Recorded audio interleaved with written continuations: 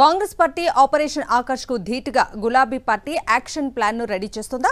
హస్తం పార్టీలోకి ఫిరాయించిన ఎమ్మెల్యేలకు నియోజకవర్గాల్లో చుక్కలు చూపించేందుకు రంగం సిద్ధం చేస్తోందా?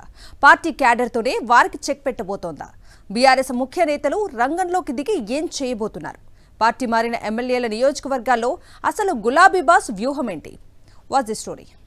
10 ఏళ్ల తర్వాత తెలంగాణ రాష్ట్రంలో అధికారం కోల్పోయిన గులాబీ పార్టీ ఇప్పుడు తాను గెలిపించుకున్న ఎమ్మెల్యేలను కూడా ఒక్కొక్కరుగా అధికార పార్టీకి కోల్పోతోంది. ఇప్పటి వరకు మన వాళ్లే అనుకున్న నేతలు ఒక్కొక్కరుగా అధికారంలో ఉన్న హస్తం గూటికి చేరుకుంటున్నారు. జరుగుతున్న పరిణామాలతో క్యాడర్ డీలా పడకుండా గులాబీ పార్టీ నాయకత్వం దిద్దుబాటు చర్యలు ప్రారంభించింది.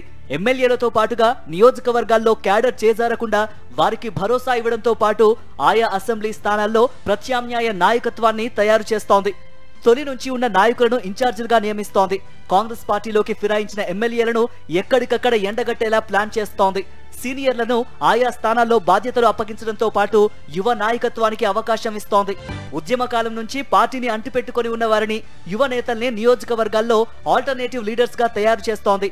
అంతేకాదు క్యాడర్ ను బ్యాలెన్స్ చేసుకోవడం, క్యాడర్ చేజారకుండా కూడా చర్యలు చేపడుతోంది.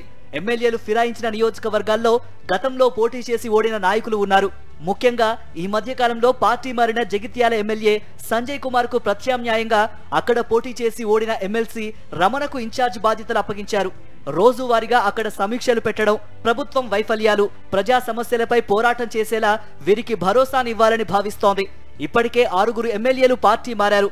మారిన నియోజకవర్గాల్లోని పార్టీ నేతలతో పార్టీ అధినేత కేసీఆర్ కూడా సమీక్షలు జరుపుతున్నారు. నియోజకవర్గాల్లోని ఎమ్మెల్యేలు పార్టీ మారిన పరిస్థితుల్లో అక్కడి క్యాడర్ అసంతృప్తి చెందకుండా ప్రతిరోజు సమావేశాలు నిర్వహించేందుకు ప్లాన్ చేస్తోంది. రాబోయే రోజుల్లో ఇక్కడ బలమైన నాయకత్వాన్ని తయారు చేసుకోవాలని భావిస్తోంది. అందుకే జగిత్యాలకు పార్టీ వర్కింగ్ ప్రెసిడెంట్ కేటీఆర్ వెళ్లి అక్కడ ఆత్మీయ సమ్మేళనం నిర్వహించారు. అక్కడ పార్టీ శ్రేణులకు ఏ విధంగా పార్టీ కార్యక్రమాలు చేపట్టాలో దిశానిర్దేశం చేశారు. గతంలో జరిగిన తప్పులు ఇకపై జరగవని చెప్పారు కేటీఆర్.